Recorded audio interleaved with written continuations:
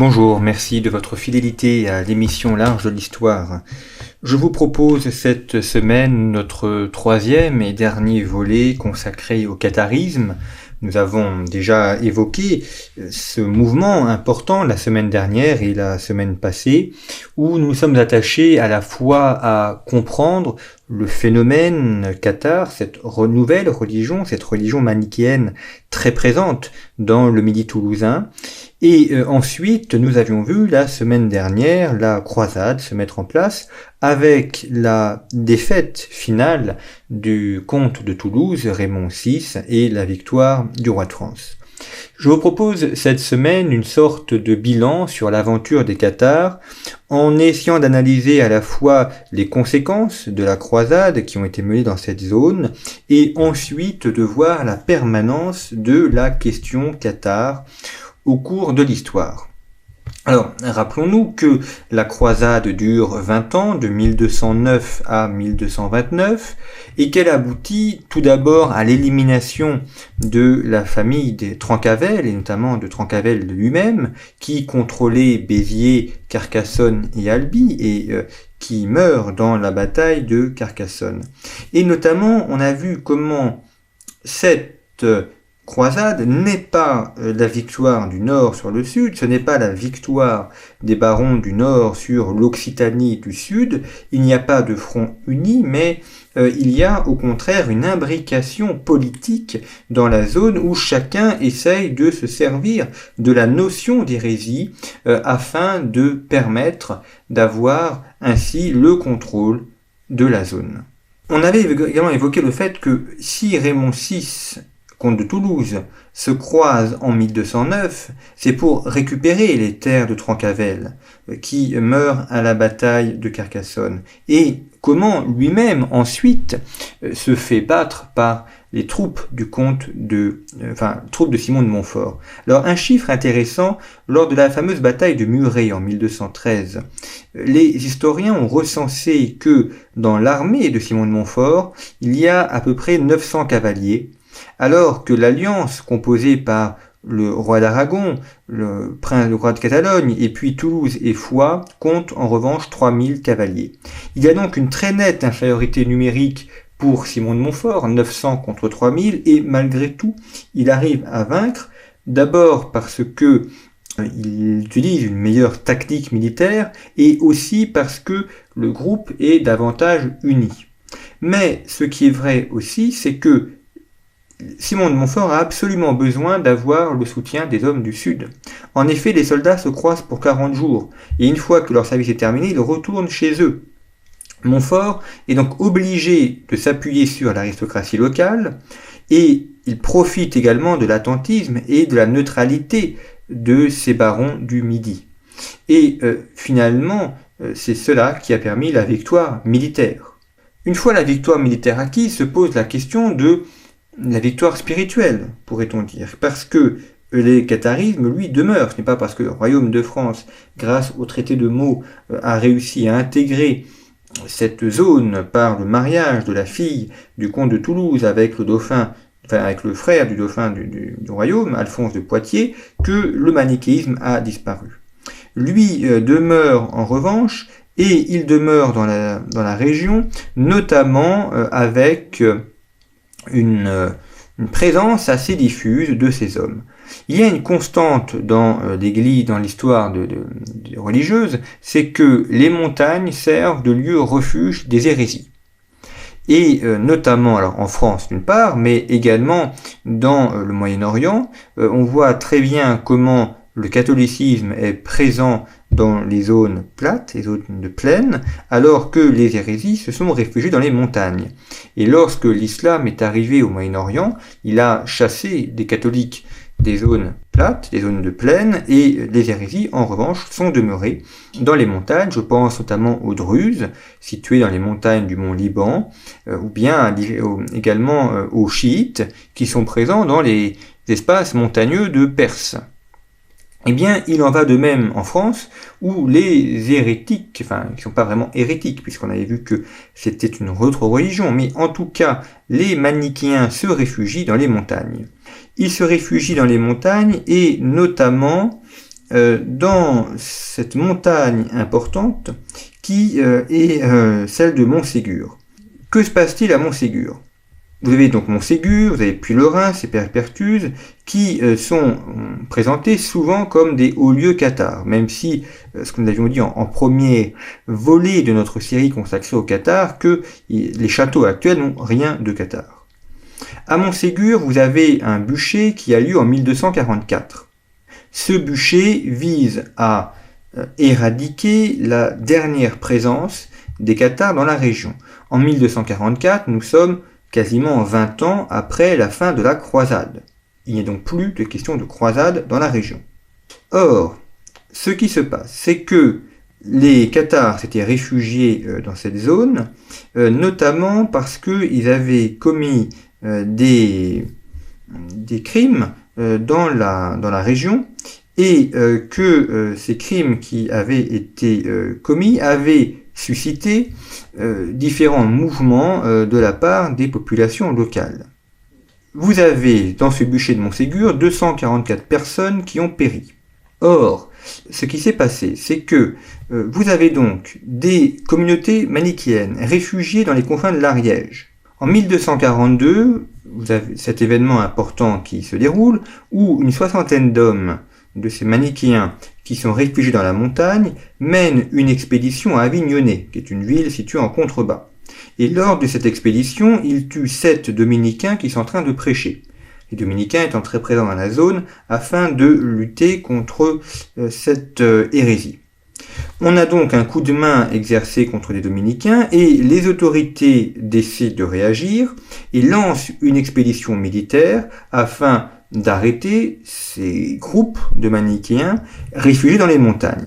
L'expédition militaire dure beaucoup de temps, il faut un certain nombre de mois avant d'arriver à faire main basse sur ces mouvements de manichéens, puisque ce n'est qu'au mois de mars 1244 qu'ils arrivent à prendre Montségur avec un petit groupe d'assiégeants qui est lancé contre la forteresse, composée à la fois de pierre et de bois.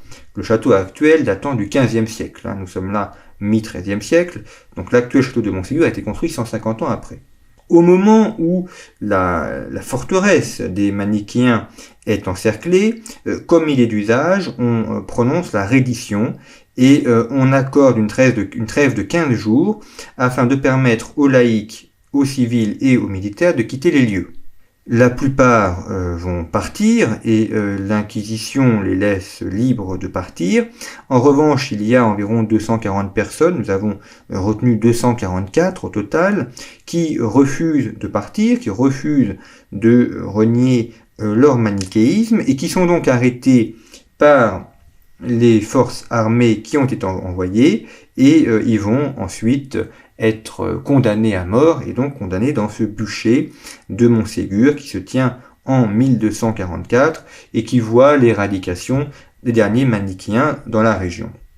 Vous voyez comment nous sommes en tout cas assez loin de toute la mythologie, on pourrait dire toute la fantasmagorie qui règne autour de ces manichéens. Quand on analyse quelques textes, il y a énormément de brochures qui circulent sur la région, sur la question, et on est frappé de voir à quel point les mythes sont beaucoup plus fous et beaucoup plus présents finalement que l'histoire elle-même.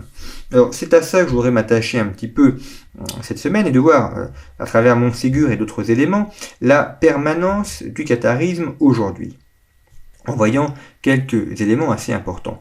À propos de Montségur, justement, pour y revenir, on voit dans de nombreuses brochures qui n'ont rien à voir avec des livres d'histoire, comment Montségur est très souvent assimilé à la montagne du Graal.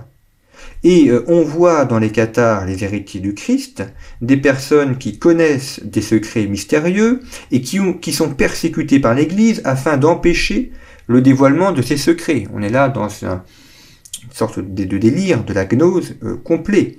Et il y aurait à Montségur caché quelque part le trésor des cathares, probablement de très nombreuses pièces d'argent. On lit même dans la plume de certains auteurs, sous la plume de certains auteurs, que ce serait le Graal lui-même qui serait caché à Montségur. Certains ont fait des fouilles archéologiques et n'ont jamais rien trouvé. Au cours de l'histoire du XXe siècle, il y a un épisode intéressant qui se déroule pendant l'occupation. Alors que la France est dirigée par l'Allemagne, Hitler envoie des archéologues en Ariège afin d'effectuer des recherches archéologiques pour mieux comprendre le manichéisme.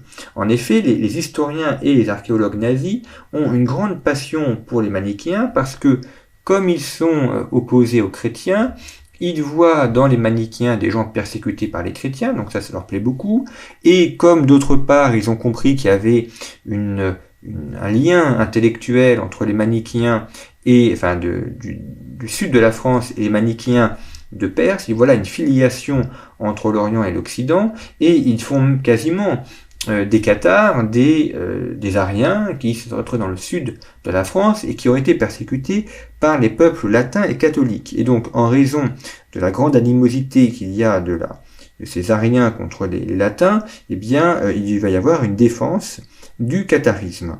Et on fait donc de ces cathares les sortes de précurseurs des Ariens, et finalement les nazis seraient là pour restaurer le mystère cathare et le mythe, la grandeur cathare, l'empire cathare. Dans les années 50, 60, 70, les cathares sont récupérés par l'histoire régionale, et l'on fait d'eux les premiers défenseurs du régionalisme, de l'Occitanie, et on le voit dans des brochures touristiques, dans les agences de tourisme, des chemins du pays cathare qui sont créés, où là aussi on reconstruit complètement l'histoire, et on voit même certaines fois une filiation entre les cathares et les templiers, alors qu'il n'y a aucun rapport entre les deux, entre cathares et templiers. En plus, d'un point de vue temporel, ce n'est absolument pas au même moment. Mais enfin, on voit comment tout cela est mis en place. Parmi les autres mythes qui circulent sur les cathares, il y en a un qui est intéressant, qui est la fameuse phrase qui aurait été prononcée lors du siège de Béziers, « Tuez-les tous, Dieu reconnaîtra les siens ».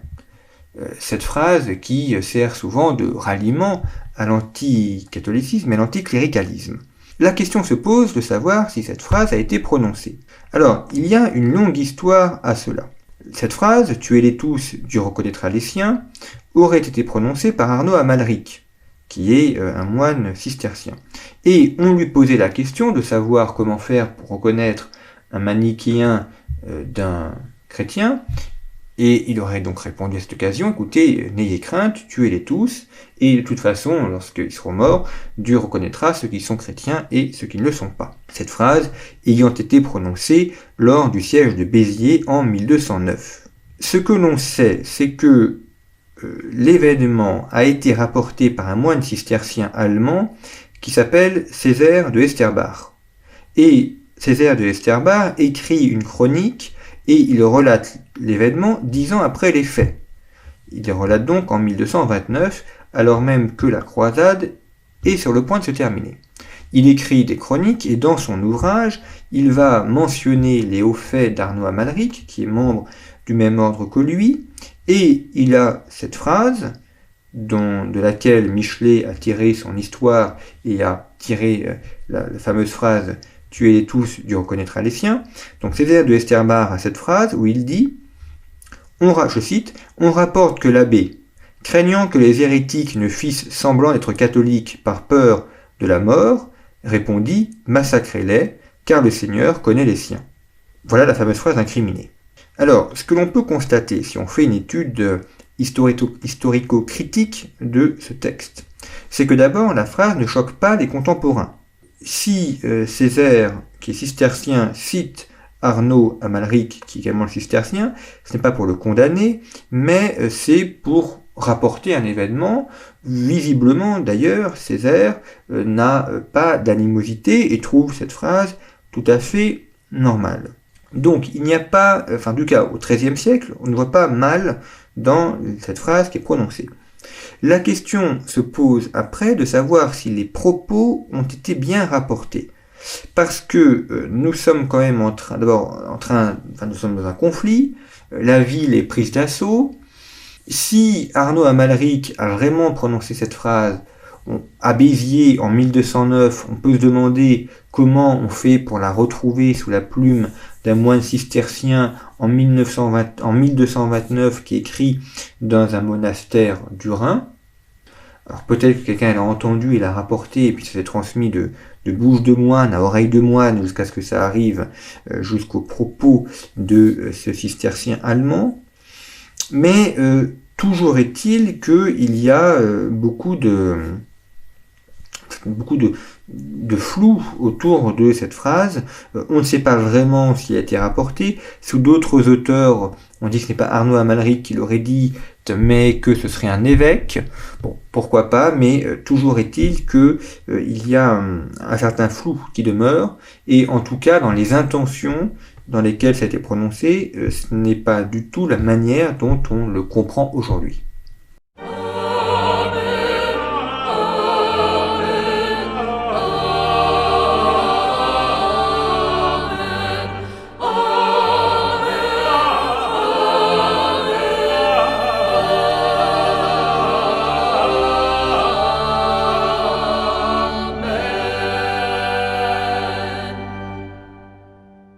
Vous êtes sur Radio Espérance, émission L'Arche de l'Histoire présentée par Jean-Baptiste Noé.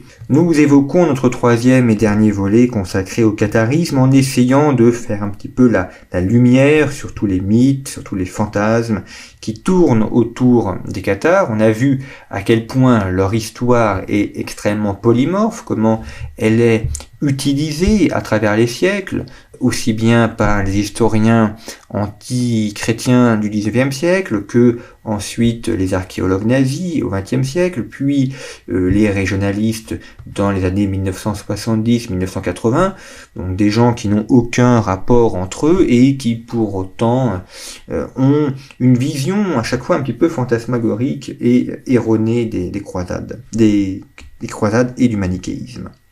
Voyons maintenant, en cette dernière partie d'émission, le lien entre les cathares et l'Inquisition. Parce que quand on pense cathare, on pense répression et on pense Inquisition.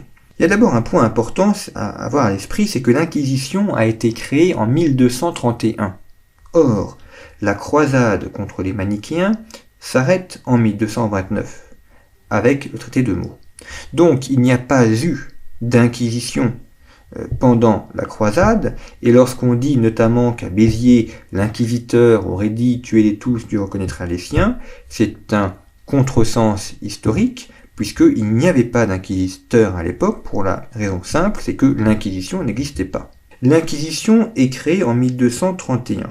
Pour des raisons multiples, je ne peux pas les évoquer ici, nous consacrerons des émissions à l'inquisition, c'est un phénomène historique en tant que tel, très intéressant à étudier. Mais se pose un moment la question où on a voulu lutter contre l'hérésie avec l'aide des anciens ordres religieux, notamment les cisterciens, et on se rend compte que les cisterciens ne sont plus capables de lutter contre cette hérésie. Parmi les grands pôles cisterciens, il y a notamment l'abbaye de Fontfroide, qui se trouve dans les Corbières et qui a été créée par des moines de Clairvaux, et qui est le grand pôle spirituel de la région, d'où sortent de très nombreux théologiens. À Fontfroide, au XIIIe siècle, on compte notamment 100 moines professes et 300 moines convers. Cette abbaye a une très grande puissance économique, une très grande puissance culturelle, et elle essaime avec de nombreuses abbayes dans la région, notamment Saint-Guilhem du Désert, Saint-Martin du Canigou, l'abbaye de Moissac, l'abbaye Saint-Michel de Cuxat, qui sont des abbayes importantes et qui existent avant l'arrivée du manichéisme. Mais les cisterciens n'arrivent pas à régler la question pour une raison assez simple, c'est que la pensée cistercienne est une pensée de la ruralité, c'est une pensée du désert, une pensée où l'on se retire du monde et l'on va vivre dans des espaces ruraux, éloignés, avec une réflexion sur le sens du travail de la terre. Or, les manichéens, nous l'avions vu en premier volet de notre série, sont des hommes de l'urbanité. Ils sont les contemporains d'un mouvement urbaniste en France et en Europe occidentale qui voit le développement des villes. Alors, certes, c'est pas les villes qu'on entend aujourd'hui, mais il y a un essor de plus en plus important des villes qui est dû notamment à un très grand essor économique.